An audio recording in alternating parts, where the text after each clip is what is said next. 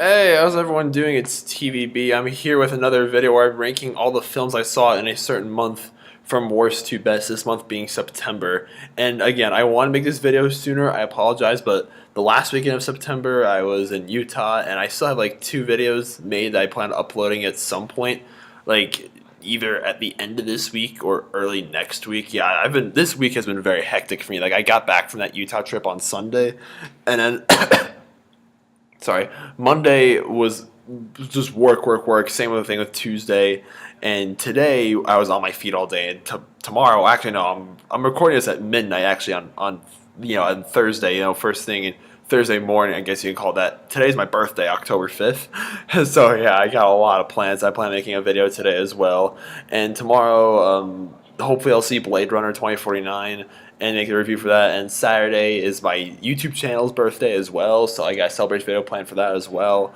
And I'm filming this in my lobby right now, so I apologize for all the background noise if you guys hear anything.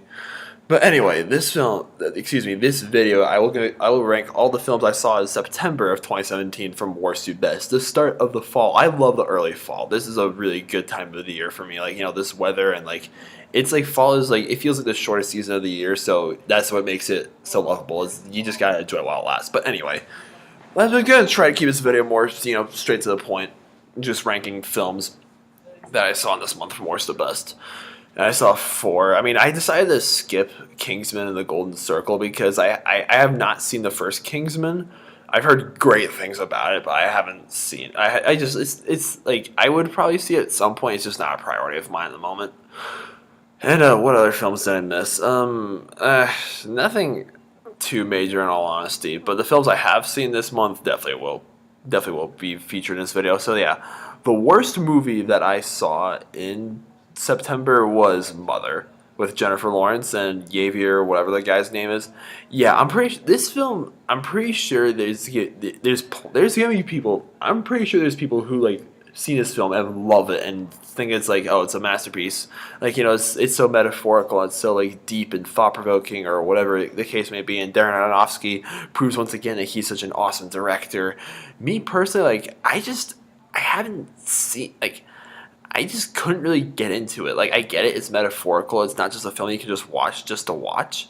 I know there's a lot going on under the surface, but like I said in my review, this is the kind of film that you'll have to watch twice to fully understand it, but you only want to watch once. And I was bored when I saw it. Like I was sitting in the theater, I was watching it. Like throughout the film, I was just like, ugh, just stop. Like the characters weren't really. I mean, Jennifer Lawrence's character. I mean, there is a brief scene of Jennifer Lawrence's breasts. I mean, if that pleases any of you. But like her character, like I felt bad for her like the entire time because she just went through so much. Everyone else, so like it just everyone in this, all the other characters in this film were like bland and just like not memorable at all. And I mean, actually no, they were memorable, but it's just like throughout the film, I couldn't really just get invested with it or what was going on. Like just maybe I wasn't in the right mood. Maybe it's because I haven't seen any other films directed by Darren Aronofsky. I know Darren Aronofsky, like he loves like messing with your head and just have metaphor after metaphor in his films, and just like you have to pay attention to what's going on and whatnot. So maybe if I saw like Black Swan, Requiem for a Dream, I would have liked this movie more. And yeah, this film, like it's so divisive, and I definitely got the end where I was just like, yeah, I wasn't really a fan. So Mother, like not a horrible movie by any means. It just was not for me. Let's just end it off at that. Anyway, the second film on this list is the Lego Ninjago movie. Lego Ninjago, I've been a big fan of the Lego movies ever since the first one in 2014. It was beautiful, it was colorful, it was hilarious, it was so well written. It was just like it had an excellent cast with Chris Pratt and Will Ferrell and all those cool people. And it was just like it was such a great film. And Lego Batman movie, which came out back in February, was also a fantastic film. Like such a hilarious take on Batman in a day and age when superhero movies have like dominated the market. Like they took Lego Batman and just excuse me, and just tore like the superhero genre to shreds. It was hilarious.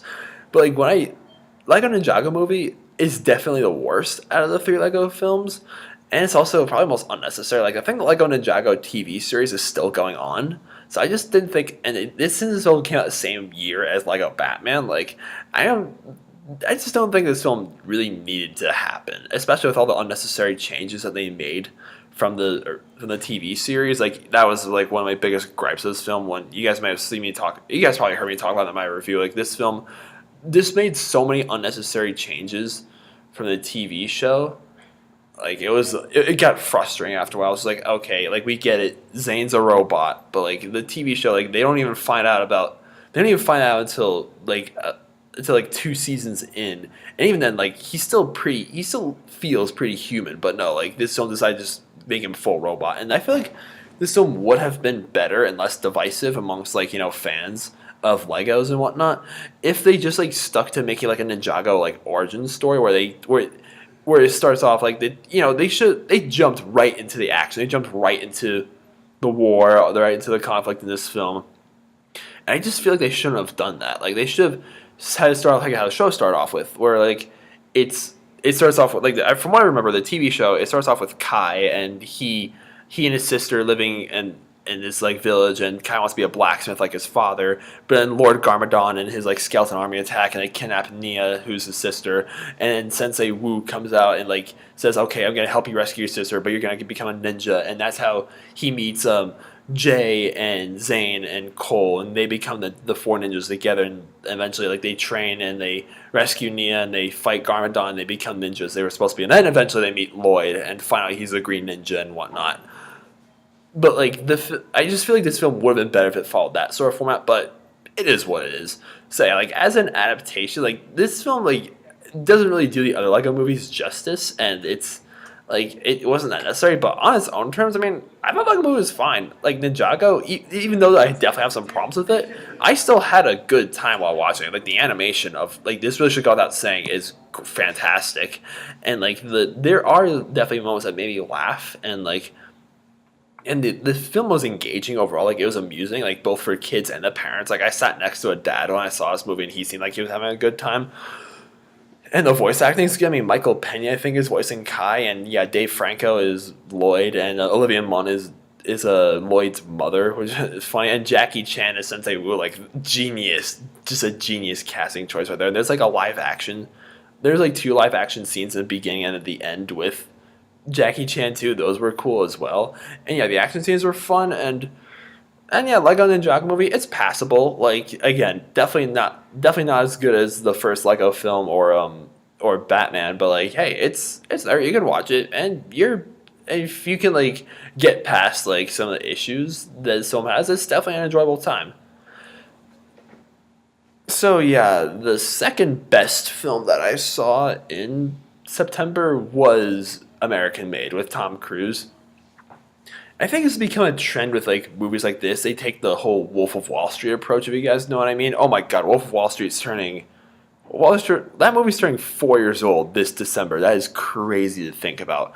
But yeah, this and War Dogs, like I feel like they try going for the same like sort of like idea that Wolf of Wall Street, where it's like you take a true story of like this American dude who like earns the American dream and like becomes really rich and famous through an illegal event, and the whole like true story ties in a lot more ways than everyone thinks it is. Like yeah, that's becoming a trend nowadays, and I'm not mad about that trend at all with film, like because American Made and War Dogs are both very well made films. I don't think it's right to compare this movie to War Dogs and Wolf of Wall Street that much. That's just what I think. But like this film, like Tom Cruise, like proving once again that he's one of the best actors in Hollywood. Like he nails the role as this guy who started off as a pilot and he works with CIA, and then he basically creates like the cartels and like all the crime gangs in Central and South America. Like that's insane. Like again, I'm pretty sure a lot of the stuff in this film was maybe like I want to say it was exaggerated. I mean, because true stories like based off a true story. Yeah, you really should be taking that with a grain of salt, kids. Just putting it out there. But the film, like, there are definitely some jaw-dropping moments and plenty of, like I feel like because of how, like, I again, it takes the same hit that other films I've had, so, like, I did zone out a little bit, but I still was engaged, and there were definitely moments that, like, had me, like, engaged, and it was just, like, it was a really interesting film, like, seeing how this guy, like, achieved all this stuff, like, pilots, and how, like, it still ties into nowadays, because, it's set in, like, in the late 70s and, like mid, like, early to mid 80s, So this is a very it's still a relevant subject to this day in the Cold War and communism and whatnot. So American Made, it's very well executed. It's I feel like there is a lot of shaky cam, but for the most part, cinematography is really good. I mean, Tom Cruise, I'm not too sure if he flies his own planes. Probably doesn't, but if he does, the stunt work in this film was fantastic as well. Overall, American Made, it's a very interesting film.